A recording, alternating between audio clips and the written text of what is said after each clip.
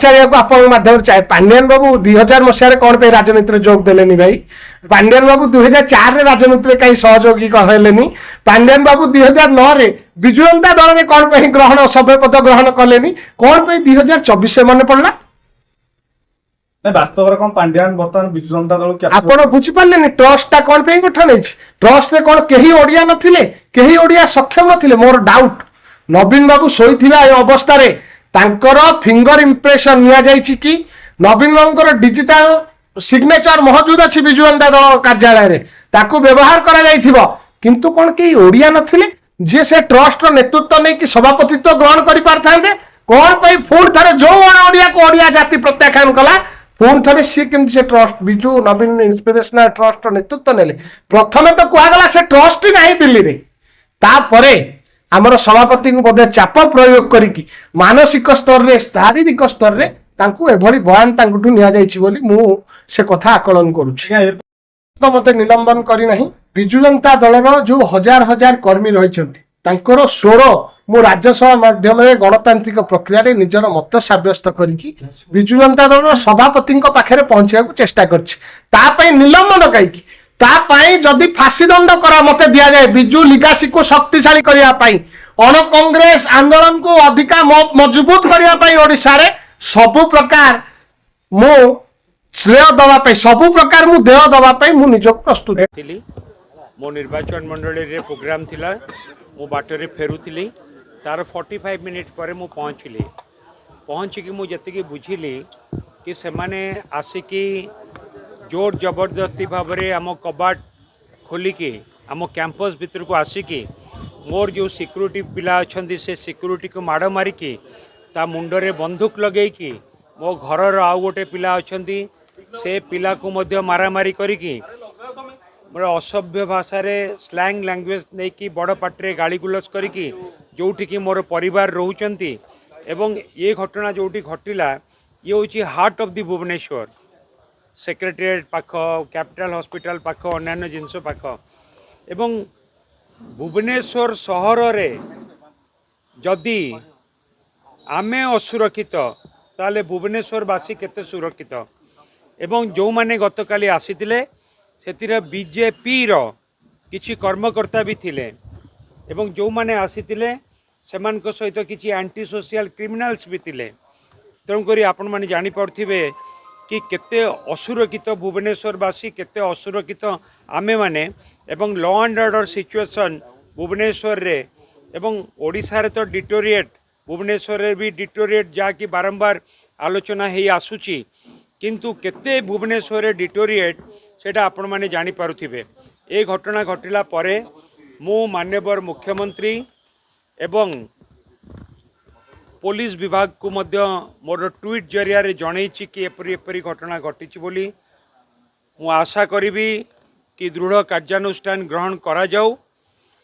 एवं केवल मु नुहे भुवनेश्वर रे रहउतिबा प्रत्येक जनसाधारण को सुरक्षा दिया जाऊ ओडिशावासी की भी सुरक्षा दिया जाऊ जदि भुवनेश्वर रे हार्ट ऑफ द सिटी जदि आमे असुरक्षित ताले ओडिशावासी केते सुरक्षित ताहा आज समस्त मन भितर प्रश्न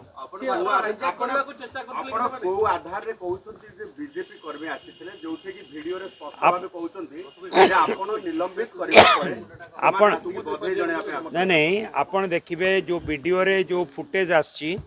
से वीडियो फुटेज जदि आपण देखिथिबे सेतिरु जानिबे सेतिरे बीजेपी कर्मी माने अछंती से वीडियो फुटेज रे ता स्पष्ट करूची कि बीजेपी कर्मी स्पष्ट करूची एवं एथिरे किछि द्विमत नाही आपण फुटे माने किछि माने मु काहा को समान भितर चिन्हिनी काहा को चिन्हिनी किंतु जतिकी मु बुझी कि जानिली मु तो नथिली तापरे फुटेज रु जतिकी बुझी कि जानिली से माने बीजेपी रो कर्मी थिले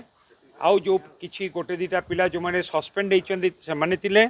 आउ किछि एंटी सोशल क्रिमिनल थिले सस्पेंड भी आपण दल रही थिले आम दल जो माने युव छात्र सस्पेंड होती से भितर जो माने विशृंखलित आचरण पाई जो माने सस्पेंड होती से भितर किछि पिला थिले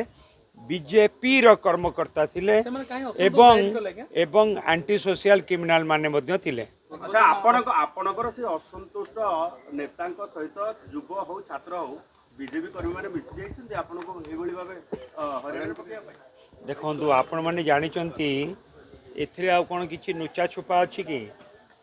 ଯେତେବେଳେ ବିଜେପି କି ଖୋଲାଖୋଲି ଭାବରେ କିଛି ଆମର ବିଜେଡିର ଏମଏଲଏ କ୍ରସ୍ ଭୋଟିଂ କରିକି ବିଜେପିକୁ ସାହାଯ୍ୟ କଲେ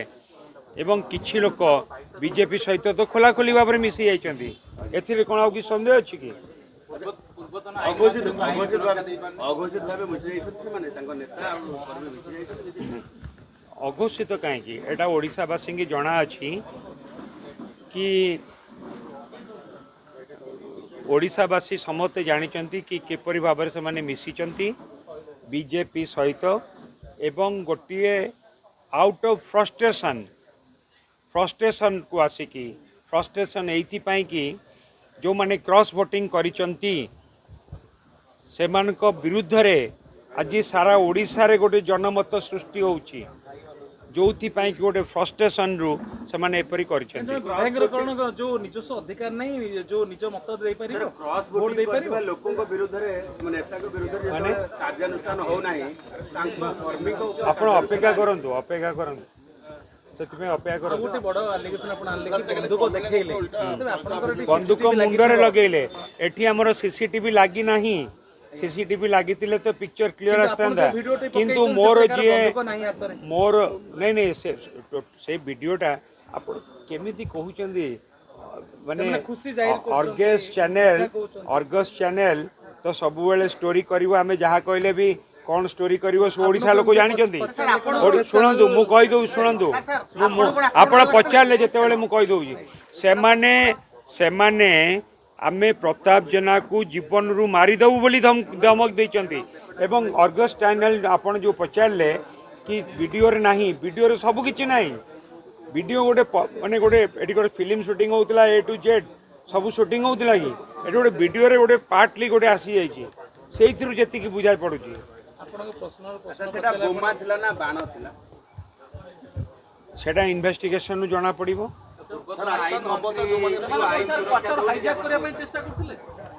ନାଇଁ ହାଇଜାକ୍ ନାହିଁ, ମୁଁ ତ କ୍ୱାର୍ଟରରେ ନଥିଲି, ହାଇଜାକ୍ ନାହିଁ।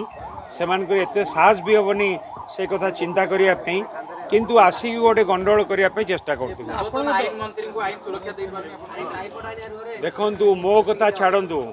ମୋ ଘରେ କ'ଣ ଘଟଣା ଘଟିଲା ସେଇଟା ଯେତିକି ପ୍ରଶ୍ନ ନୁହେଁ, ସବୁଠୁ ବଡ଼ ପ୍ରଶ୍ନ ହେଉଛି ଭୁବନେଶ୍ୱରରେ ରହୁଥିବା ଲୋକ ମଧ୍ୟ ଆଜି ସୁରକ୍ଷିତ ନୁହନ୍ତି।